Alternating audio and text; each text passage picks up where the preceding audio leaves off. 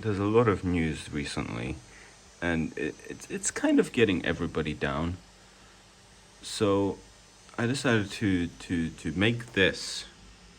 This is the Putin slapper. It slaps Putin over and over again. It's controlled by a Raspberry Pi Pico. It's got a servo motor. It's got a spring. Everything else is 3D printed. Because I wanted to make this relatively quickly, the head and the hand were pre-designed by somebody else.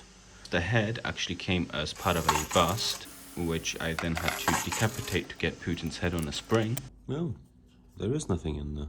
And I designed this little stand holder thing that holds it together.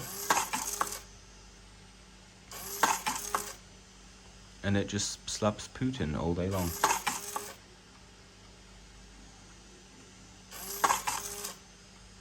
It's very satisfying.